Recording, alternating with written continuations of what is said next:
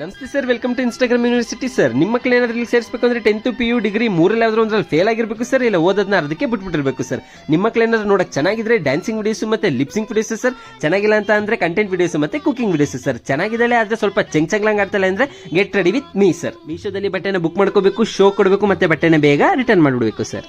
ಯಾವ್ದು ಸೂಟ್ ಆಗ್ತಿಲ್ಲ ಅಂತ ಅಂದ್ರೆ ಇನ್ನ ಒಂದು ಬ್ರಾಂಚ್ ಇದೆ ಸರ್, ಡೈಲಿ ವ್ಲಾಗಿಂಗ್ ಬ್ರಾಂಚ್ ಅಂತ. ಇದಕ್ಕೆ ಯಾವುದೇ ರೀತಿ ಕ್ವಾಲಿಫಿಕೇಶನ್ಸ್ ಇಲ್ಲ ಸರ್, ಎಂತ ದಡ್ಡನ ಮಕ್ಕಳು ಬೇಕಾದ್ರೂ ಮಾಡಬಹುದು ಸರ್. ಆದ್ರೆ ಒಂದೇ ಒಂದು ರೂಲ್ಸ್ ಏನಂದ್ರೆ ತಿಂದಿದ್ದು ಹೋಗಿದ್ದು ಮಲಗಿದ್ದು ಎದ್ದಿದ್ದು ಬಿಚ್ಚಿದ್ದು ಹಾಕಿದ್ದು ಎಲ್ಲಾನು ತೋರಿಸ್ತಾ ಇರಬೇಕು ಸರ್, ಏನು ಬಿಡಬಾರ್ದು ಸರ್. ಜನರಿಗೆ ಉಸಿರಾಡಕ್ಕೂ ಟೈಮ್ ಕೊಡಬಾರ್ದು ಸರ್. ದಿನ ವಿಡಿಯೋ ಹಾಕಿ ಇರಿಟೇಟ್ ಮಾಡ್ತಾ ಇರಬೇಕು ಸರ್.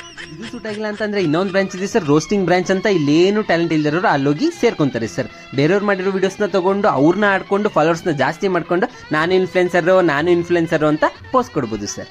ಯಾವುದು ನಿಮಗೆ ಸೂಟ್ ಆಗಲಿಲ್ಲ ಅಂತ ಅಂದ್ರೆ ಇನ್ಸ್ಟಾಗ್ರಾಮ್ ಯೂನಿವರ್ಸಿಟಿಲಿ ಒಂದು ಲಾಸ್ಟ್ ಬ್ರಾಂಚ್ ಇದೆ ಸರ್, ತುಂಬಾ ಟ್ರೆಂಡಿಂಗ್ ಅಲ್ಲಿ ಇದೆ ಸರ್ ಇವಾಗ, ಗಿವ್ ಅವೇ ಬ್ರಾಂಚ್. ಇದ್ರಲ್ಲಿ ಏನಪ್ಪಾ ಅಂತ ಅಂದ್ರೆ ಸರ್, ನೀವು ದುಡ್ಡನ್ನ ತೋರಿಸ್ಬೇಕು, ನಾನು ನಿಮ್ಗೆ ಕೊಡ್ತೀನಿ, ಲೈಕು ಕಮೆಂಟ್ ಮಾಡಿ.